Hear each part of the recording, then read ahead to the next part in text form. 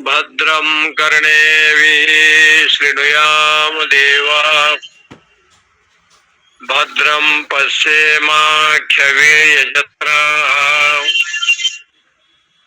स्थिरैरङ्गे तुष्टुवागुंसस्तनूभिर्व्यसेम देवहितं यदायुः। ओम शांति शांति शांति। ओम स्वस्ति न इंद्रो बृहस्रवाः स्वस्ति नः पूषा विश्ववेदाः स्वस्ति नस्तार्क्ष्यो अरिष्टनेमिः स्वस्ति नो बृहस्पतिर्दधातु। ओम शांति शांति शांति। शंकरं शंकराचार्यं केशवं बादरायणं सूत्रभाष्यकृतो वन्दे भगवन्तौ पुनः पुनः। ईश्वरो गुरुरात्मेति मूर्तिभेद विभागिने व्योमवद्व्याप्तदेहाय दक्षिणामूर्तये नमः। ओम शांति शांति शांति। श्री राम जय जय राम। श्री राम जय जय राम। श्री राम जय जय राम। श्री राम जय जय राम। श्री राम जय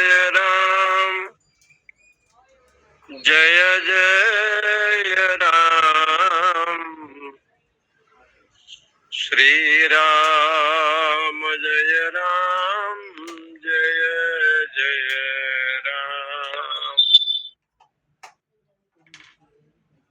द्वा सुपर्णा सयुजा सखायां समान वृक्षं परिशस्वजाते तयोरन्यः पिपलं स्वादवत्यो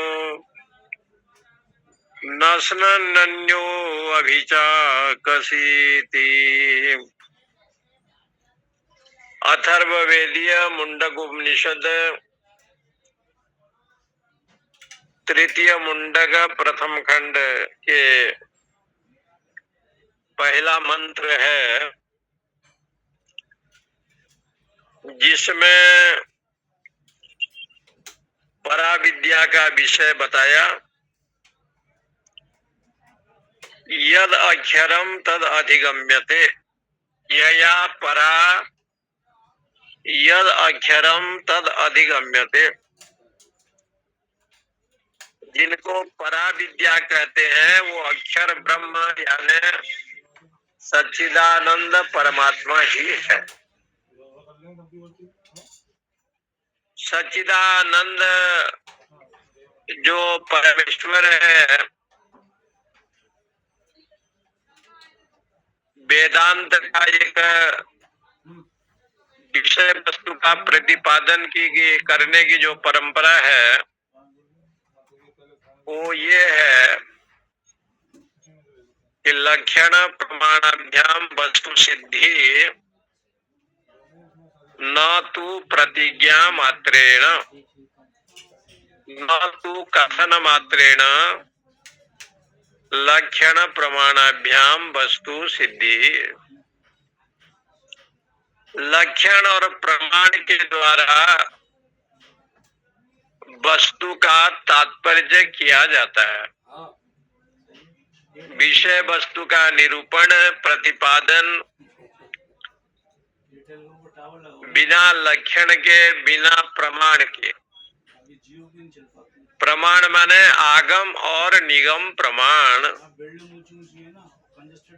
वेद वेदांत उपनिषद का प्रमाण मोबाइल काम ही नहीं करता था, बस यही। और जो वैदिक प्रमाण है उस प्रमाण के आधार पर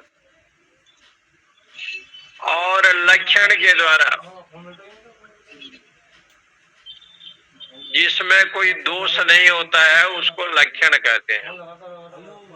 असाधारण कारणम लक्षणत्वम, जिसमें कोई दोष नहीं है। अतिव्याप्ति, अव्याप्ति, असंभव, तीन दोष होते हैं और तीन दोष जिसमें नहीं है उसको लक्षण कहा गया। अतिव्याप्ति, अव्याप्ति, असंभव दोष त्रय शून्यत्वम लक्षणम। अतिव्याप्ति क्या है? जैसे ब्राह्मण कहेंगे तो ब्राह्मण में ब्राह्मणत्व जाति है, क्षत्रिय कहेंगे तो क्षत्रियत्व जाति है। क्षत्रिय में रहने वाला जो शौर्य, शूरता, वीरता जो लक्षण है इसको कहते हैं क्षत्रियत्व। ब्राह्मण में रहने वाला अध्यापन, अध्ययन, भगवत भक्ति, पूजा अर्चना, इसको कहेंगे ब्राह्मणत्व। ब्राह्मण से भाव ब्राह्मणत्वम, ये ब्राह्मण में ये लक्षण है। क्षत्रिय में शौर्य वीर्य है इसलिए क्षत्रियत्व। वैश्य में गो सेवा करता है, दान धर्म करता है, इसलिए वैश्य में जो है ना सेवा भाव है। कृषि वाणिज्य का कर्म करता है इसलिए उसको कहेंगे वैश्यत्व। और शूद्र जो है तीनों वर्णों की सेवा करता है, इसलिए शूद्र में जो गुण धर्म है उसको कहेंगे शूद्रत्व। ब्राह्मण, क्षत्रिय, वैश्य, शूद्र कहेंगे तो चारों वर्णों की भिन्न भिन्न गुण धर्म के अनुसार नाम हुआ। लेकिन चारों को एक में यदि आपको देना है, एक में संबंध बनाना है तो कहेंगे मनुष्यत्व। मनुष्य कह देंगे तो चारों वर्णों के लोग आ गए। मनुष्य में होने वाला जो गुण धर्म उसको कहेंगे मनुष्यत्व। तो मनुष्यत्व कह देंगे तो ब्राह्मण, क्षत्रिय, वैश्य, शूद्र भी आ गया। चार प्रकार के विषय को न कहते हुए एक में सब समाविष्ट हो गए। इसलिए वेदांत का कहना है कि जितने भी लक्षण होते हैं लक्ष्य को उद्देश्य मान करके लक्षण किया जाता है। संसार कोई लक्ष्य नहीं है। ये जो प्रपंच है, ये जो संसार है, ये जो जगत है, ये कोई लक्ष्य नहीं, ये लक्ष्यहीन है। लक्ष्य तो एकमात्र भगवान है। परमेश्वर ये संसार का लक्ष्य है क्योंकि अधिष्ठान है, वो ये जगत का अधिष्ठान है। और उसको कोई शास्त्र, जितने भी शास्त्र हैं, चाहे वेद हो, वेदांत हो, षडंग हो, उसकी महिमा का ही गुणगान करते हैं। उस अपौरुषेय जो वेद है, वो वेद का वेदत्व तो ये है, वेद में रहने वाला जो ज्ञान धर्म इत्यादि है, ये है कि सच्चिदानंद परमात्मा असंग ब्रह्म का वर्णन करता है। उसका तात्पर्य इतना है, जैसे एक साधु किसी घर में गया और पूछा कि आपके घर में छाछ है कि नहीं है? छाछ है? बोले कि है। दही बनाते हैं? बोले बनता है। इसका मतलब आपके घर में दूध भी होगा? बोले दूध भी है। तो गृहस्थ ने पूछा कि महाराज आपका लक्ष्य क्या है? आप कभी दही को, कभी छाछ को, कभी और कुछ पूछ रहे हैं। बोले हमारा लक्ष्य तो यही है कि आपके घर में जो घी है, घृतम दुग्ध है, इसका पान करना ही हमारा लक्ष्य है। हमारा जो प्रयोजन है उतना ही है। इसलिए कहते हैं लक्ष्यहीन व्यक्ति जो है किसी उद्देश्य को प्राप्त नहीं कर सकता, क्योंकि वो लक्ष्यहीन है। इस लक्ष्य को सिद्ध करने के लिए उपनिषद में पराविद्या का निरूपण किया और प्रसंग ये बताया कि विद्यते हृदय ग्रंथि छिद्यन्ते सर्व संजया क्षीयन्ते चास्य कर्माणि तस्मिन् दृष्टे परावरे। हृदय में जो गांठ पड़ा है वो एक जन्म का नहीं पड़ा है, अनेक जन्म जन्मांतर का ये हृदय में ग्रंथि है। वो 1 घंटे 2 घंटा 2 दिन का होता तो छूट भी जाता, लेकिन वो गांठ जो है बहुत मजबूती गांठ है। और ये गांठ इतना प्रबल है कि शास्त्र वेद पुराण बहुत प्रकार से आपको एक ही परमेश्वर के विषय में सब लोग प्रतिपादन करते हैं। सब कुछ प्रतिपादन कर एक ही परमात्मा के विषय में, लेकिन वो इतना अनंत है, असंख्य है कि वो लक्ष्य स्वरूप जो जगदाधार भगवान है। यहाँ वेदांत कहता है कि जीव का लक्ष्य परमानंद की प्राप्ति है। अब परमानंद की प्राप्ति में बाधक कौन है? तो कल ही बताया, हृदय ग्रंथि ही इसमें बाधक है। इस हृदय में जो गांठ पड़ गया है, मैं और तोर मोर ते माया, मेरा तेरा जो भाव जो बना है,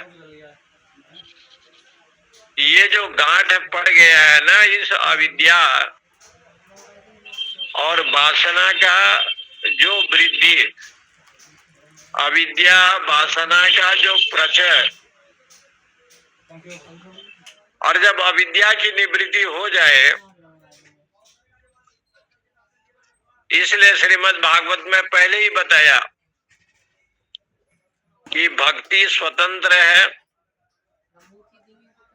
और वो परतंत्र तब तक है जब तक उसके पुत्र मोहित है। ज्ञान और वैराग्य नाम के 2 पुत्र हैं, अचेत होकर के पड़े हैं, रोगी हैं। इसलिए उनके माताजी बड़े दुखी है कि पुत्र ठीक नहीं है। पुत्र में जो उनकी भाव है ज्ञान और वैराग्य नाम के पुत्र में जो रोगग्रस्त है, रुग्ण है, कहा रोगी आदमी के लिए अच्छा औषधि चाहिए। औषधि का जो ज्ञाता है वैद्य होता है। यहाँ वैद्यराज के रूप में जो आचार्य और सदगुरु होते हैं वो वैद्यराज हैं। इसलिए भगवान नारद सदगुरु हैं। आप देवर्षि भी हैं और ब्रह्मर्षि भी हैं। देवानाम ऋषि, सब देवता आपको गुरु मानते हैं, इसलिए देव कार्य करते हैं, धर्म की रक्षा करते हैं, अधर्म का नाश करते हैं, इसीलिए देवगुरु हैं, देवर्षि भी हैं। और ब्रह्म व्यापक अखंड सच्चिदानंद में जो नित्य रमण करता है उसको ब्रह्मर्षि भी कहते हैं। ब्रह्मनिष्ठ महापुरुष हैं। ऐसे जो महामना भगवान नारद एक महान वेदज्ञ हैं, वैद्यराज हैं, और ज्ञान वैराग्य के रोग को देख करके पहचान गए कि ये दोनों रोगी क्यों हैं। इसलिए गोस्वामी तुलसीदास जी ने रोग का जो लक्षण बताया है, सबसे बड़ा रोग बताया मानस रोग को। ये जो मन में जो विकार उत्पन्न होते हैं ये सबसे बड़ा रोग है। और इस रोग का निवारण केवल सत्संग स्वाध्याय है, हरि भजन में ही भगवान नारद का तात्पर्य है। सकल भुवन मध्य निर्धनास्ते विधन्या प्रविशति हरिरपि निजलोकम विहाय। यदि गए उसके बाद धन नहीं है तो कोई बात नहीं, सकल भुवन मध्य निर्धना ते अपि धन्या। यदि वो निर्धन है, निर्गता धना यस्मात्, उसके बाद धन नहीं है, लौकिक धन नहीं है, लेकिन देवी संपदा की धनी है। लौकिक धन होता है सोना चांदी, तो उसको लोग कहते हैं कि ये धनी है, लेकिन कहते हैं कि ऐसे धन उसके पास नहीं है, परंतु देवी संपदा के धनी है। इसलिए ऐसे जो धनवान है वो निर्धन होते हैं। निर्गता धनम यस्मात्, धन संपत्ति उसके पास नहीं है। सकल भुवन मध्य निर्धनास्ते विधन्या प्रविशति हृदय येषां भक्ति रेखा। यदि उसके हृदय में भगवान की भक्ति है तो सबसे बड़ा महान है। हरिरपि निजलोकम सर्वथा तो विहाय। स्वयं भगवान अपने वैकुंठ को छोड़ करके उसके पास आते हैं। प्रविशति हृदय तेषां भक्ति सूत्रोपनद्ध, और उसके हृदय में आकर के भक्ति के रस्सी में स्वयं परमात्मा बंध जाता है। श्रीमद् भागवत जी का ये अद्भुत श्लोक है। इसलिए श्लोक में निरूपण किया गया सकल भुवन मध्य, 14 ब्रह्मांड में मान ले वो निर्धन है ते अभिधन्य। वो तो धन्यवाद के पात्र है जिनके हृदय में परम धन भगवान सच्चिदानंद ही निवास करते हैं। परम धन है वो, उससे बड़ा धन संसार में कोई नहीं है, परम धन। इसलिए यहाँ पर पराविद्या के प्रसंग में विद्यते हृदय ग्रंथि, हृदय रूपी गांठ खुल जाए। जो अज्ञान अविद्या वासना है वो हृदय रूपी ग्रंथि है, उसको समझाने के लिए यहाँ पर द्वा सुपर्णा सहुजा सखाया